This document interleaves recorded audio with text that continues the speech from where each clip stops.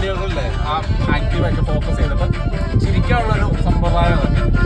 ഒരു കേസ് നമ്മൾ പറയൂലേ, അതിനെക്കുറിച്ച് പറയുമ്പോൾ ഒരാൾ നമ്മൾ ഫോക്കസ് ചെയ്ത് കാണിക്കില്ല, ചിരിപ്പിക്കുക. അതൊക്കെ ഇങ്ങനെയുള്ള ആൾക്കാരെ ആവശ്യമാണ്, കടയിലിരിക്കുന്ന ആൾക്കാരെ. ചേട്ടനെ കണ്ടത് എസ്തെറ്റിക് ചേട്ടന്മാരാ. അതൊക്കെ റീലിൽ കിട്ടണം, അത് അതിൽ കിട്ടണം.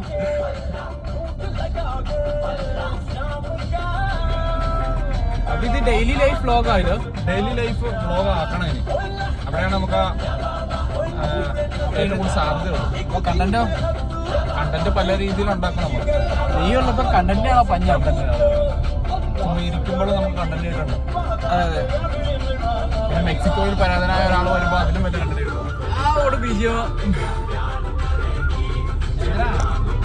മെക്സിക്കോയിൽ പരാതനായ സഖാവ്. നീ എങ്ങനെ പാർട്ടിയാണോ മീറെ? മെക്സിക്കോയില് മുസ്ലിം ലീഗ്.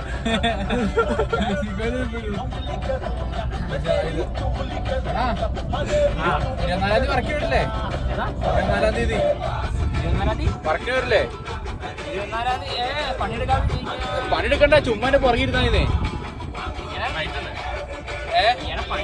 തൊമ്മകുത്തല്ലേ? ചൂടുന്നില്ല, ആരും ചൂടുന്നില്ല. ചേട്ടാ വാട്ടർഫാൾസ് തൊമ്മൻകുത്ത് വെള്ളച്ചാട്ടം നേരെയാ? ആ നേരെ പോയാൽ മതിയോ? ആണ്ടിക്കൂത്താ? നമുക്ക് ഇങ്ങോട്ട് കൊണ്ടേ. ഇവിടെ എത്ര കിലോമീറ്റർ അടുത്തേതാ? 2 കിലോമീറ്റർ. ഇത് പോയാൽ മതി, നടക്കാൻ പറ്റില്ല. ഓക്കെ ഏട്ടാ. ആണോ? കുറച്ചോളൂല്ലേ? ആണല്ലേ? വെള്ളമില്ല അല്ലേ? അവിടെ വെള്ളമില്ല, നമുക്ക് അങ്ങോട്ട് പോവാം.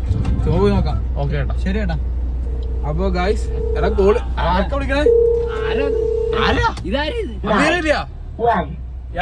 ഇവരെന്തിനാ എന്നെ വിളിക്കണേ? നീ എന്തിനാ എന്നെ വിളിക്കണേ?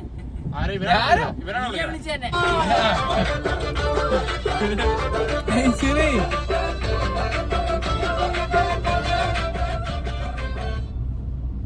അപ്പൊ നമ്മൾ പറഞ്ഞു വന്നത് ഇവിടെ നിന്ന് തൊട്ടടുത്ത് ആണ് തൊമ്മൻകുത്ത് വാട്ടർഫാൾസ്. അവിടെ കുറച്ച് വെള്ളമുള്ളൂ.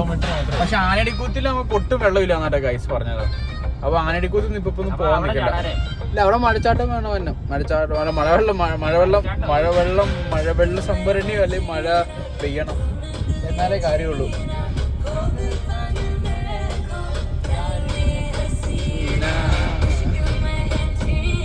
ഓ എന്നാ